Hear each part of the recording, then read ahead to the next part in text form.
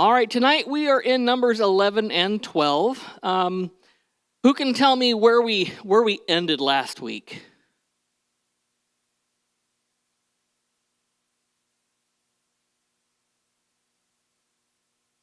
I'm telling Pastor Amy on y'all. Well, we were in chapter 10. All right, I'll stop the interrogation. So tonight, we're gonna title this night, "Watch Your Heart and Your Mouth." Okay, and we all kind of have to watch our hearts and our mouths from time to time, don't we? So, I know it. If you're yes, and it's hard to say which one is harder to watch, right? So today we're going to read through both chapters 11 and 12. We're going to stop. We're going to do some discussions on through with it, and we're going to watch as the Israelites move from praise into protest, and we're also going to see how the Lord responds. So we're going to dive right into Numbers chapter 11, starting in verse 1, which is a very good place to begin, right? Soon the people began, and I'm reading out of the New Living right now. Soon the people began to complain about their hardship, and the Lord heard everything they said. And the Lord's anger blazed against them, and he sent fire to rage among them, and he destroyed some of the people in the outskirts of the camp. And the people screamed to Moses for help. And when he prayed to the Lord, the fire stopped. After that, the area was known as Taberah, which means the place of burning, because of the fire the Lord had burned among them there. We're going to pause here for a second. So complaining in this section reveals misplaced desires. Okay? What was it that these people were complaining about? Their hardships, right? Woe is me, agony, all the things that Hee-Haw made famous, right? Yeah, I know you got to be my age in order to appreciate that, but that's all right. So the agonies, the hardships that they were going through, they began to complain about how hard everything was, and the Lord heard it, right? So who was doing the complaining?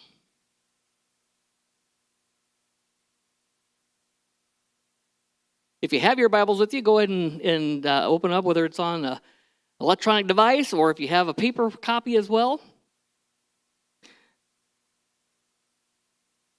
Okay, it says the people, right? And if we think about God's intent when he applies punishment, does he apply punishment in broad strokes, or is he usually very specific in who punishment falls on? He's usually very specific about it, right? He's not a throw the baby out with the bathwater. He's not about chopping out the wheat with the weeds. He is about making sure what's good is maintained and what's bad is dealt with, right? And so at the end, let me just ask this. Who does it say were burned?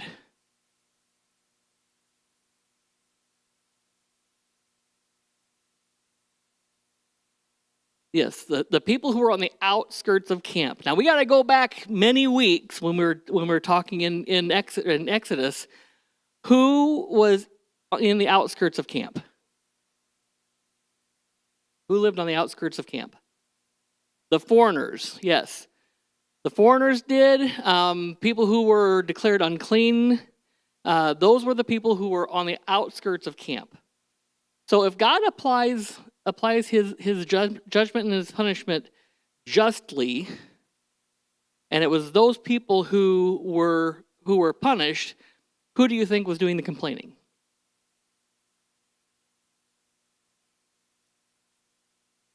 The foreigners and the people on the outskirts of camp.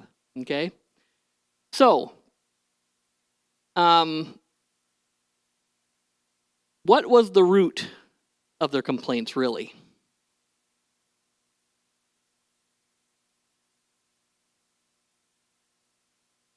Their hardships. What does that relate to? What's that? They weren't hungry because they had manna every day to eat. Well, that's later. Yep. I know. We're in 11, 1 through 1 through 3. Okay? So it all came about their discomfort, how they didn't have the things that made them comfortable when they were in Egypt, right? The hardships that they had. They had to get up when they had to get up. They had to move here and there when the spirit or when the pillar of cloud or fire moved, and they didn't like that, right? So let's go ahead and continue in verse 4 then. Then the foreign rabble who were traveling with the Israelites began to crave the good things of Egypt. Now, the King James reads that a little bit differently. I want to add that here just for a minute. And the mixed multitude that was among them fell a-lusting. That I thought that was a very interesting phrase that the King James uses there. And the mixed multitude that was among them fell a-lusting. Back in New Living. And the people of Israel also began to complain. "Oh, for some meat," they exclaimed. "We remember the fish we used to eat for free in Egypt. And we had all the cucumbers, melons, leeks, onions, garlic we wanted. But now our appetites are gone. All we ever see is this manna." The manna looked like small coriander seeds. It was pale white, like gum resin. The people would go out and gather it from the ground. They made flour by grinding it in hand mills or pouring it in mortars. And they boiled it in a pot and made it into flat cakes. These cakes tasted like pastries baked with olive oil. The manna came down on the camp with the dew during the night. All right. So this section, we're going to see that longing for the past blinds us to present grace. Okay? So the more we look at the back, at the past, the less we remember about what's going on currently, right? Anybody ever say these words? "Oh, back in the good old days," right? I remember when.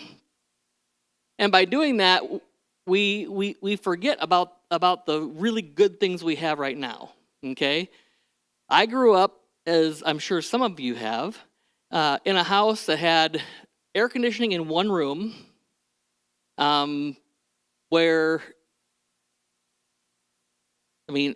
our summers were hot just like here. Our winters were 3 times colder than they are here. When I woke up in the mornings in January and February, if I had a glass of water on the windowsill, it would have that much ice on the top of it. Had linoleum floors. Anybody who had linoleum or hardwood floors that grew up in Nebraska with no heat in the upstairs, you wake up immediately when your feet touch that linoleum in the morning, right? And so I can look back and I think, oh, I remember my bedroom. I used to be able to look out my window and see all of the storms coming across. They were so beautiful. I loved watching the lightning. And I could reminisce about those good old days, right? But I could easily forget about the fact that we would fight over who got to have the fan in their window to exhaust the rest of, who didn't have the fan in their window, because the fan was not to blow air on you, it was to suck air out of the house. And so if your fan was in your bedroom, you got all of everybody else's hot air until it was all out of the house. And I had 2 sisters, so there was a lot of hot air. But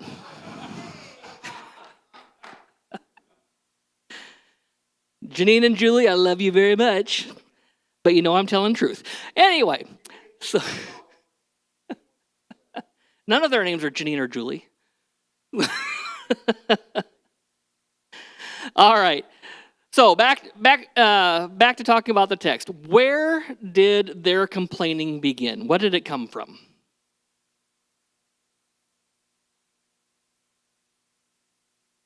What's that? Okay, it's their misplaced desires, their want, focusing on the past, their old lives. Okay, it gets down to something else too. What they used to have, what they don't have now. So if you have everything you need, but not everything you want, what's that called? What? Discontent, right? They are discontent with the things that God has provided them for free. All they had to do was go pick it up, right, and prepare it. And so, they talk about, we had all this meat and all this food that was for free, right? Well, all the food they had now was for free, right? So what was different with this group of, how do I want to phrase this? I'm not reading it the way I had it written the first time.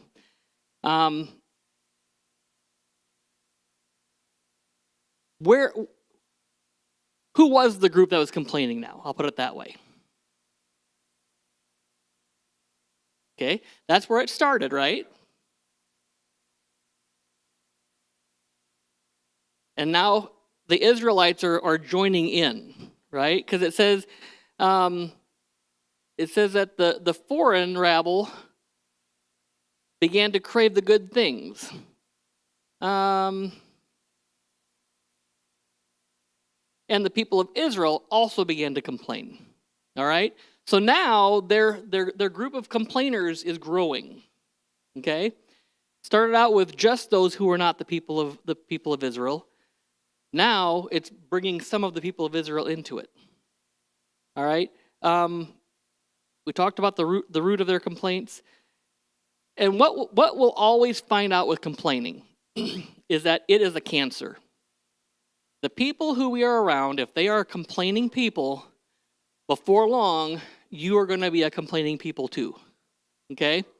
Amy and I, we had some friends at a place we used to live, and every conversation we ever had with these friends always grew back to complaining about somebody.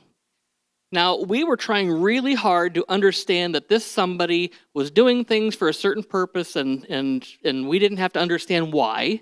It was their purpose. They could do with it what they wanted. But these friends always complained about it. And before long, we began to commiserate with them until we realized, man, now we're talking about them all the time too. And so we realized that we had to fast from talking about those people, because we realized that we had this cancer that we had picked up from somebody else that began to grow in us. And so you find here that cancer started moving through the people of Israel. And so let's continue now with verse 10.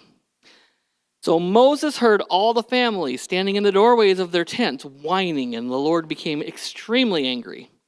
Moses was also very aggravated. And Moses said to the Lord, "Why are you treating me, your servant, so harshly?" Who's he saying this to? To God. Okay? "Why are you treating me so harshly? Have mercy on me. What did I do to deserve the burden of all these people?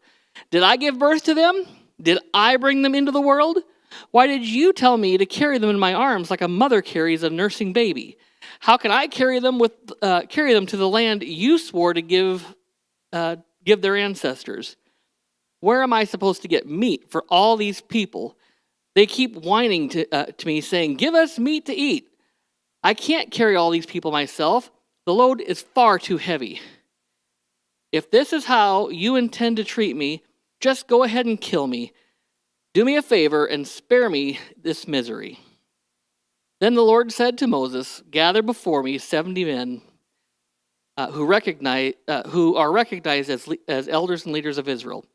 Bring them to my tabernacle and stand there to stand there with you. I will come down and talk to you there. I will take some of the Spirit that is upon you, and I will put the Spirit upon them also. They will bear the burden of the people along with you, so you will not have to bear it alone." Okay. Is Moses complaining here? Is he?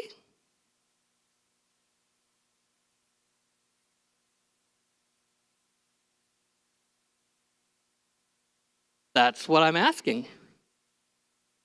Hmm. Okay. Who is Moses talking to? Who were the Israelites talking to? Each other, right? They were just hearing it. They were complaining back and forth to each other. Yeah,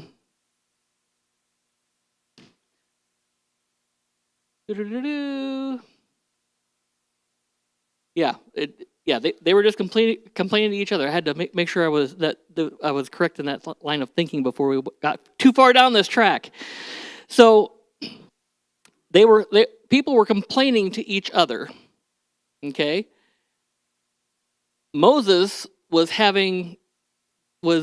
basically airing his beef with the person who his beef was, right? What do we talk about or refer to that as if I go to my brother and air my griefs with them?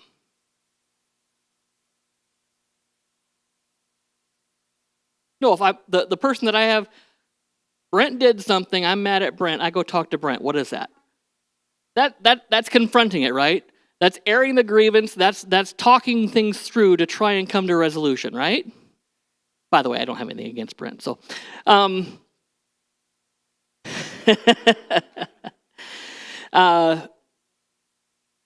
and so it really comes down to the question, when is complaining not complaining?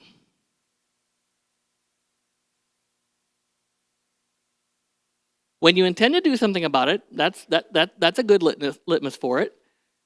And it's also who it is that this whole discourse is going on with, right? If I'm at work and my bosses do stuff and the water cooler is surrounded by all my inline coworkers complaining about it, okay? That doesn't do anything except for make people more and more upheaved, right? Okay, yeah, there's nothing that's ever going to get better that way. Whereas when Moses confronted God with his griefs, right? What happened? Well, let's find out, shall we? All right, verse 18, yes. And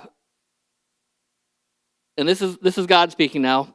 "And say to the people, purify yourselves, for tomorrow you will have meat to eat. You were whining, and the Lord heard you when you cried, 'Oh Lord, give us some meat. We were better off in Egypt.' Now the Lord will give you meat, and you will have it to eat. And it won't be for just a day or two, or 5 or 10 or even 20. You will eat it for a whole month until you gag and are sick of it.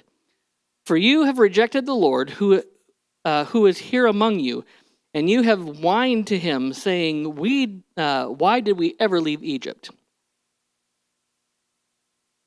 Where have we heard this before? Why did we leave Egypt, right? We've heard this a few times on this hike, haven't we? Verse 21. But Moses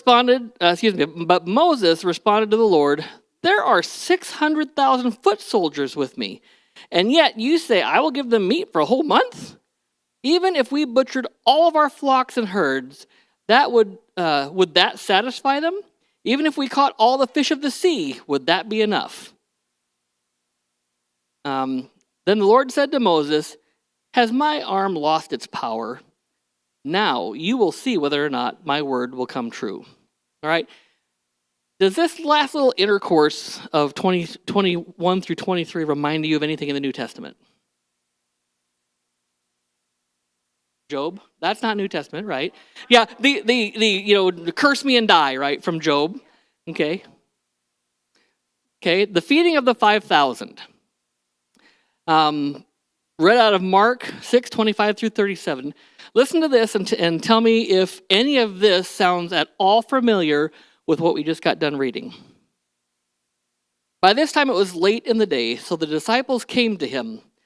This is a remote place, they said, and it's already very late. Send the people away so that they can go to the surrounding countryside and villages and buy themselves something to eat. But Jesus answered them, "You give them something to eat." They said to him, "That would be more than half a year's wages. Are we going to spend that much on bread to give them to eat?"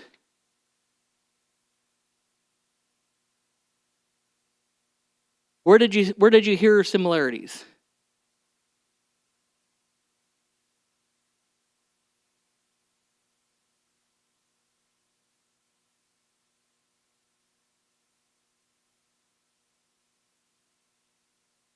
Yes, both Moses and the disciples were worried about the cost.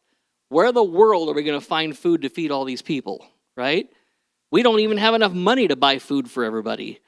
Moses said, "We don't have enough flocks to feed everybody." Okay, in both cases, it was a lack of faith and a lack of understanding, right? And in both stories, as we move on, you'll see there's a reminder that who are you talking to, right? What have you seen me do in the past, right?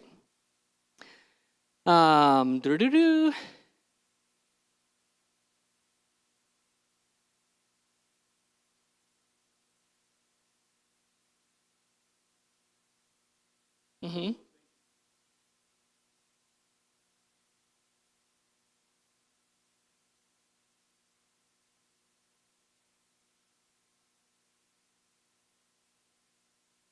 Yes. God is saying, I am more than natural. What you envision in your mind based on what you understand about the world is not my world, right? That's kind of God's way about this. All right, continuing in verse 24. So Moses went out and reported the Lord's word to the people. He gathered the 70 elders and stationed them around the tabernacle. And the Lord came down in a cloud and spoke to Moses. Then he gave the 70 elders the same spirit that was upon Moses. And when the spirit rested upon them, they prophesied. But this never happened again. Two men, Elad and Medad, had stayed behind in the camp. They were listed among the elders, but they had not gone to the tabernacle. Yet the Spirit rested upon them as well. So they prophesied there in the camp. A young man ran and reported to Moses. Eldad and Medad are prophesying in the camp. Joshua, son of Nun, who had been Moses' assistant since his youth, protested, "Moses, my master, make them stop." But Moses replied, "You are jealous for my sake? I wish that all the Lord's people were prophets and that the Lord would put his spirit upon them all." Then Moses returned to the camp with the elders of Israel. Okay? And here again, I like to bring direct correlations into New Testament when I can. So here Moses is saying, man, I wish everybody prophesied. I wish that the Spirit of God rested in every one of us. Anybody think of a place in the, yes, Brent? Paul, right? I would that you all speak in tongues. Okay? It's the same baptism of the Holy Spirit that we're talking here with prophesying that we see in Acts with the baptism of the Holy Spirit. Okay? And it's seen a few times throughout the Old Testament with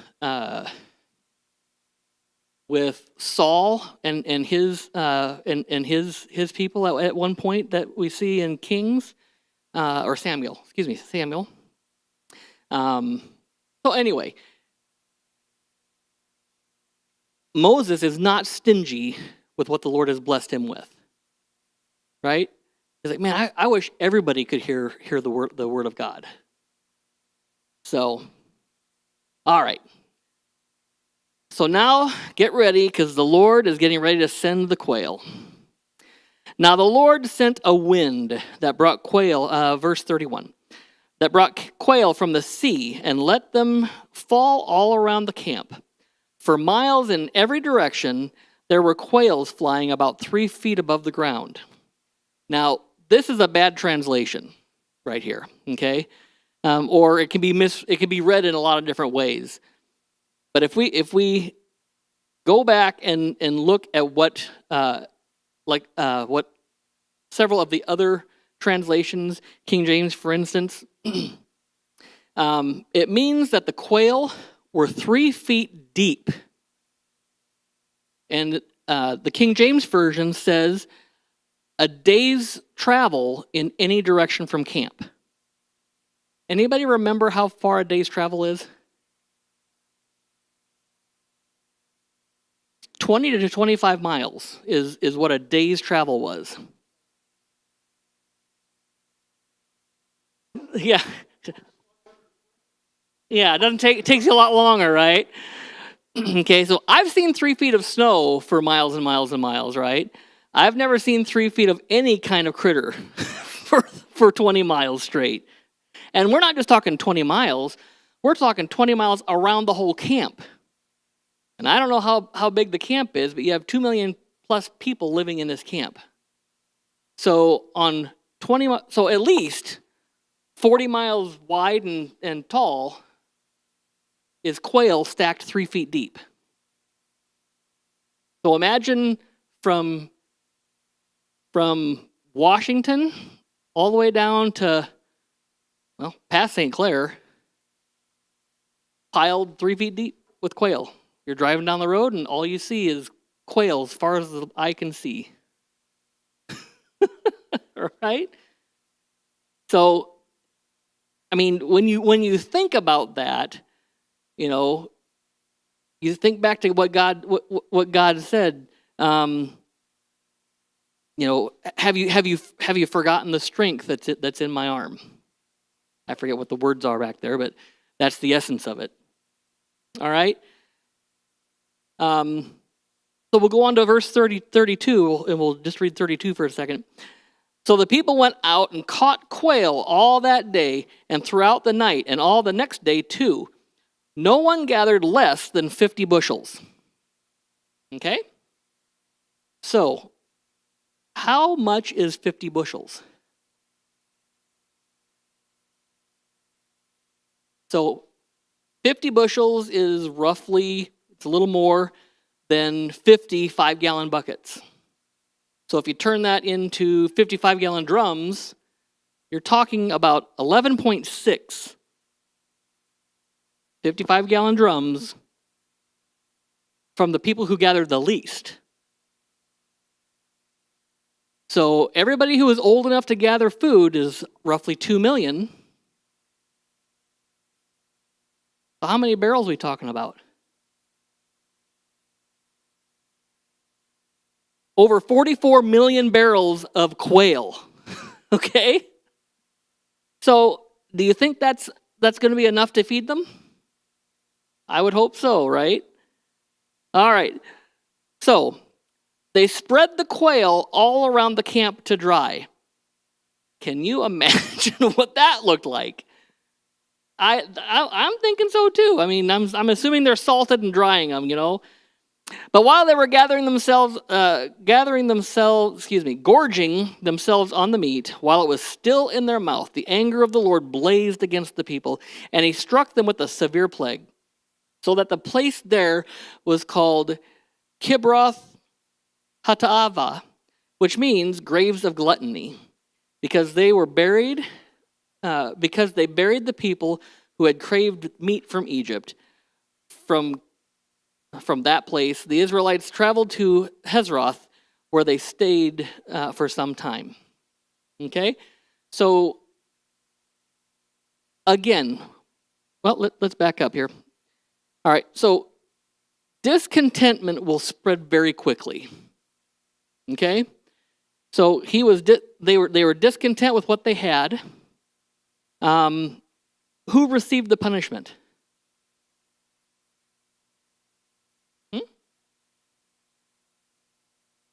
Everybody received some punishment, right? They all had to eat the quail. And they pretty much all got sick from it. But who did the judgment fall upon?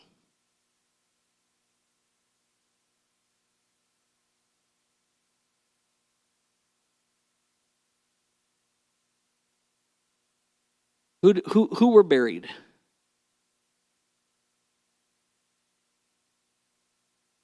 Those who craved the meat from Egypt. Okay? So in this case, God was realizing this has grown beyond where it has before. So now I also need to everybody has a lesson to learn here now. Okay? So they all had to eat the quail. They all had to get sick of quail. But the people who were the instigators were the ones that judgment came upon. Okay? I think it's those who had the major complaint. Those who were the big mouths. Yes. And I don't know. I mean, I wasn't there, so I don't know if it was those who were just kind of, yeah, that man is kind of getting old. I don't know if they were the ones, or if it was just the ones that, oh, for Egypt, remember the good fish we had there. Oh, right. All right. We're going to move on to chapter 12 now. Did I get everything in there? Mm-hmm. Yes. Okay. So chapter 12, verse 1. While they were at Hazeroth, Miriam and Aaron criticized Moses because he had married a Cushite woman. They said, "Has the Lord spoken only through Moses? He hasn't spoken through us. Hasn't he spoken through us too?" But the Lord heard them. And then there's this side note in verse 3. Now Moses was very humble, more humble than any other person on earth. So immediately the Lord called to Moses, Aaron, and Miriam and said, "Go out to the tabernacle, all three of you." Are you seeing a pattern here? Where did God send the Moses and the 70 elders? To the tabernacle. Okay? When God was going to deal with somebody, it wasn't just in private. He wanted it dealt with so that everybody understood what the problem was and the fact that it was unacceptable. Okay? So all of you go out to the tabernacle.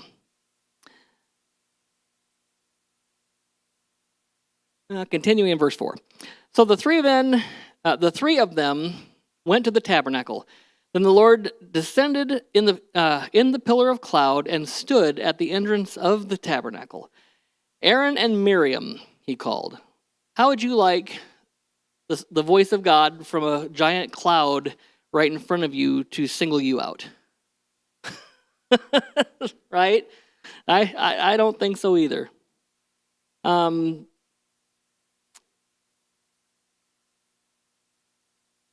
Aaron and Miriam he called, and they stepped forward. And the Lord said to them, "Now listen to what I say. If there were prophets among you, I, the Lord, would reveal myself in visions. I would speak to them in dreams, but not with my servant Moses.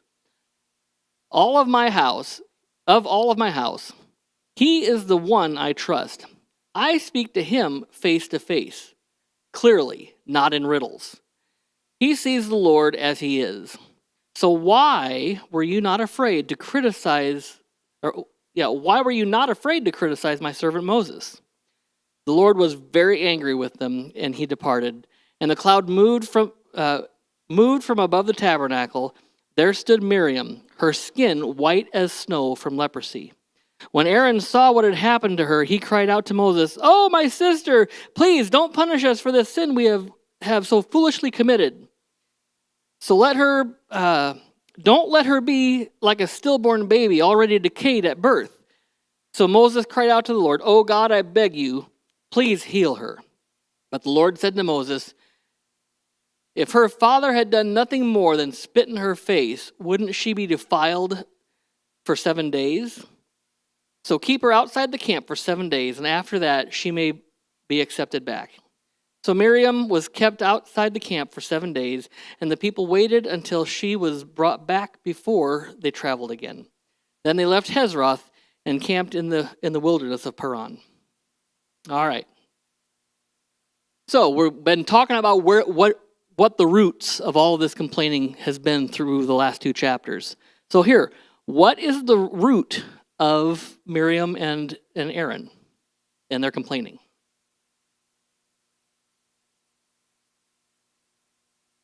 It seemed, I suggest that is a secondary thing. That was the excuse for all of the to make what they were about to say be much more palatable, is what I believe. Let's dig deeper. What was the root? Envy and jealousy, right? Well, God has given us visions too, right? Why aren't we able to lead? Moses isn't the only one that hears from God. Okay? Can you think of a time where maybe this has built up in any one of us? Okay? How does God handle that?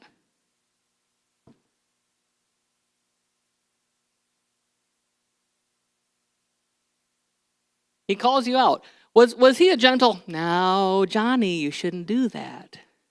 Was he gentle with his chastisement? He was very, very stern in this, right? I mean, he caused Miriam to have leprosy, evidently from what Aaron said, covering head to foot.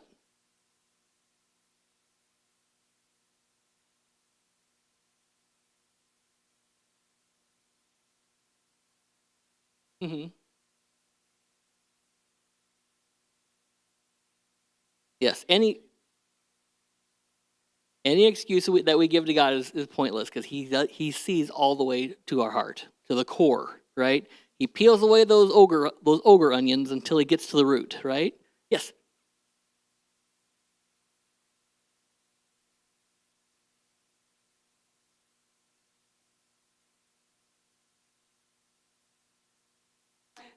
Yes, he helps to open up our memory of reality, right? He helps us to see what real really is. Okay? But how was Moses attacked in this? Can you think about this?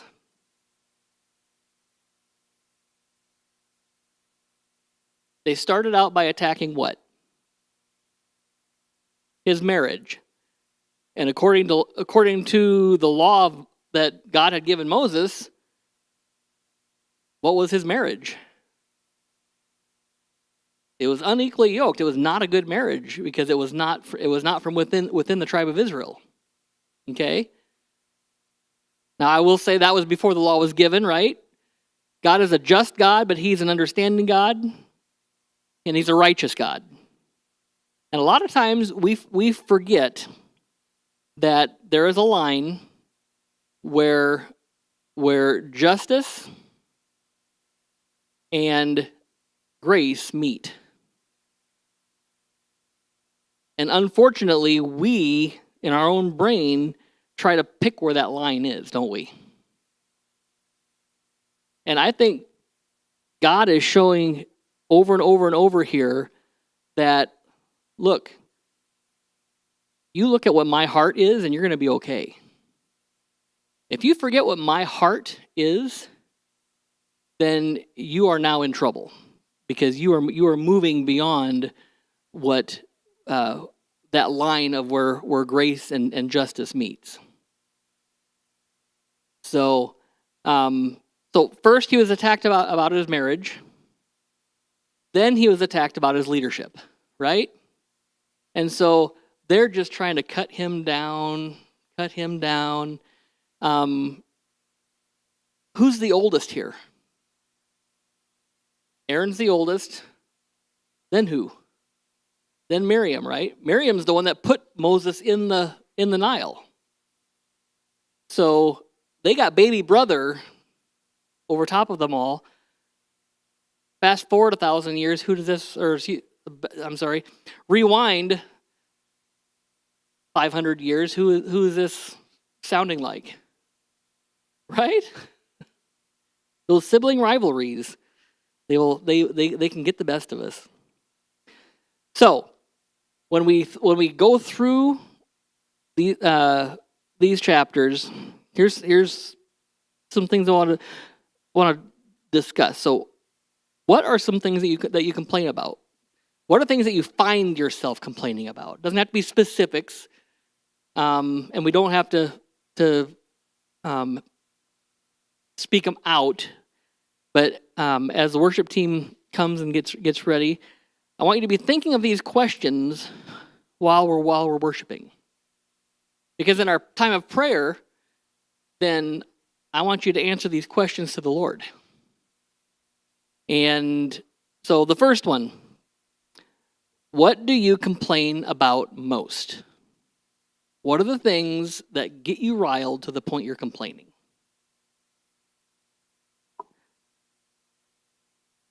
How does gratitude change your outlook? You can go ahead and start playing. I would pose that it's really hard to complain about things that you're grateful for. If I'm at work and I have the group of people that are complaining about things that are going on at work, this is what I remember. God gave me this job.